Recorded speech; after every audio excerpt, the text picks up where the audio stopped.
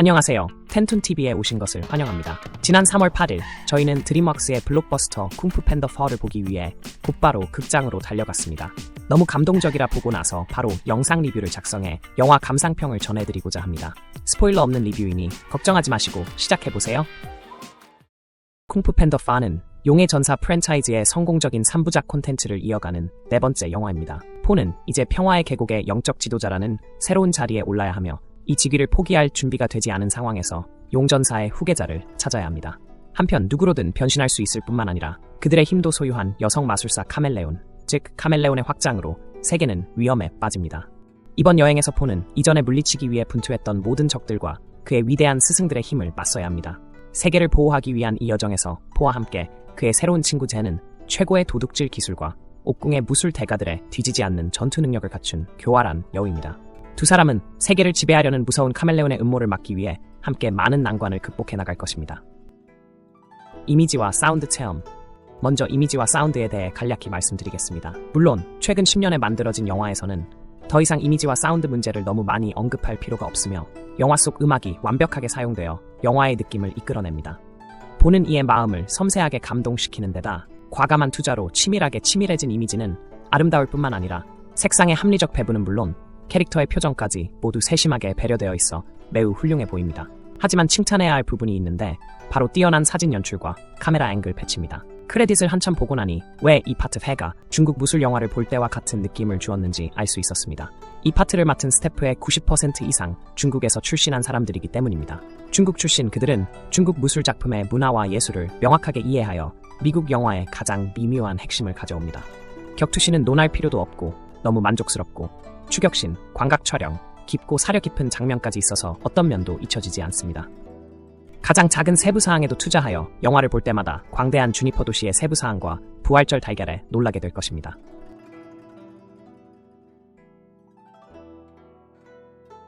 악당 누구로든 변신할 수 있는 카멜레온은 전작에 등장했던 악당들이 다시 등장하는 것은 물론 관객들에게서 좀처럼 볼 수 없었던 막강한 무술 고수들의 등장으로 관객들에게 짜릿한 감동을 선사합니다. 시청자들도 알면 포와의 장대한 싸움에서 무술 실력을 뽐낼 수도 있습니다. 비록 모두 마스터들은 변신한 카멜레온이라 직접적으로 싸우지 않지만 그것만으로도 만족스러웁니다. 스포일러 없는 리뷰 영상이기 때문에 이 강력한 빌런에 대해 자세히 분석할 수는 없지만 한 가지 언급해야 할 부분이 있는데 바로 포와의 싸움 시간입니다. 쿵푸 팬더 4는 두 번째 영화에서 포가 쉰과 대결하는 것과 유사하게 전투 단계를 나누었습니다. 유일한 차이점은 마지막 충돌에서 양측 간의 결투가 여러 변신 단계로 나누어진다는 것입니다. 익숙한 횡스크롤 게임에서 보스와 싸우는 것과 같습니다. 페이즈를 싸움으로 나눈다는 이야기를 들을 때마다 우리는 슈퍼전대 시나리오를 상상하지만 이 영화는 중국 무술을 소재로 한 미국 영화이기 때문에 페이즈 분할도 더 복잡하고 의도도 더 많기 때문에 지루하지 않을 테니 안심하세요. 이전 3편의 영화와 비교했을 때 쿵푸 팬더를 좋아하는 관객들에게는 결말이 다소 실망스러울 것이라는 점에는 동의합니다. 이번 네 번째 영화의 의미로 보면 우리가 알고 있듯이 포는 싸우는 것보다 가르치는 것 이상을 뜻하는 그랜드마스터라는 타이틀을 가지고 새로운 자리로 나아가야 합니다. 또한 스토리, 행동의 목적, 성격, 심리 등 악역의 다른 요소들은 항상 직접적으로 표현되지는 않기 때문에 어린 관객들이 인지하기 어려울 것이다. 주로 대사 뒤에 은유나 카멜레온이 다른 캐릭터와 상호작용하는 방식으로 타이넝이나 샘처럼 너무 명확하게 표현되지도 않고 카이처럼 모호하게 표현되지도 않습니다. 이 정교함, 어느 정도의 삶의 경험을 가진 관객이라면 악당을 디자인한 사람에게 칭찬을 아끼지 않을 것입니다. 영화를 보는 전반적인 경험을 이야기하자면 확실히 오락이 가장 좋은 설명입니다. 영화 속 유머는 톰과 제리와 스탠드업 코미디의 완벽한 조합처럼 외모와 대사의 절묘한 조합합니다. 어떤 곳에서는 관객이 예상할 수도 있지만 그래도 크게 웃고 싶은 경우도 있습니다. 유머러스한 요소를 구축하는 데 있어 영화 제작자의 상당히 높은 EQ를 보여주는 한 가지 세부사항은 쿵푸 팬더 브랜드의 특정 세부사항을 기반으로 하지 않았고 밈에 너무 의존하지 않았으며 서양 만화 같은 성인용 농담에 너무 많이 의존하지 않았다는 것입니다.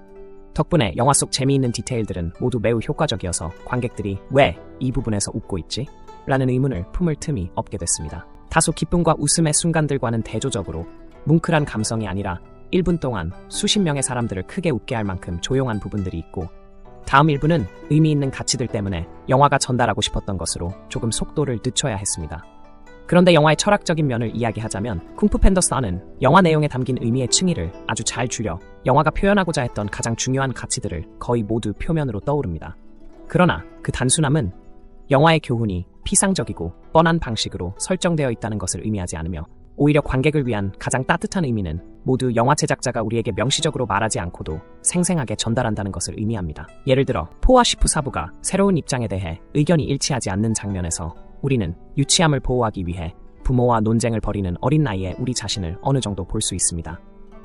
또는 포가 좀 더 현대적인 다른 도시로 여행하는 것처럼 그는 실제로 한때 심이 통치했던 공먼시에 갔지만 그 당시에는 싸움에만 집중했지만 이제는 주니퍼시티 출신하는 사회와 사람들의 삶을 더 깊이 방문하고 경험하고 있습니다.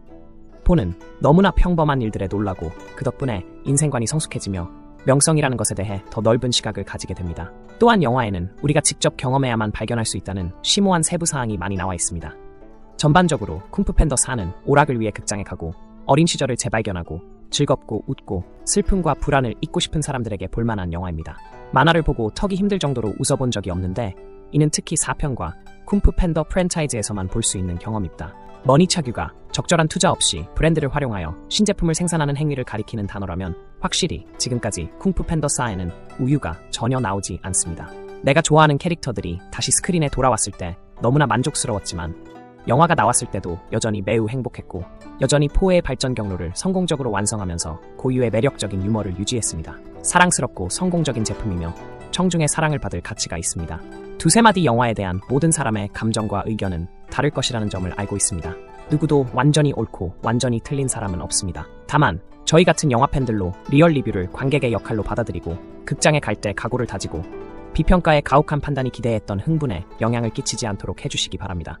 쿵푸 팬더 4와 같은 재미있는 애니메이션 영화의 경우 영화가 제공하는 경험은 우리가 나이에 관계없이 매우 가치 있는 것입니다. 이것이 제가 쿵푸 팬더 4를 시청한 후 여러분과 공유하고 싶은 전부입니다. 영화를 보신 분은 어떻게 생각하시는지 알려주세요. 아직 못 보신 분들은 지금 바로 영화관으로 가서 즐거운 시간 보내시기 바랍니다. 영화에는 아직 활용해야 할 부분이 많으므로 더 흥미로운 새 동영상을 기다리려면 팬툰TV를 좋아요하고 구독하는 것을 잊지 마세요. 그럼 이제 안녕. 또 만나요. 안녕.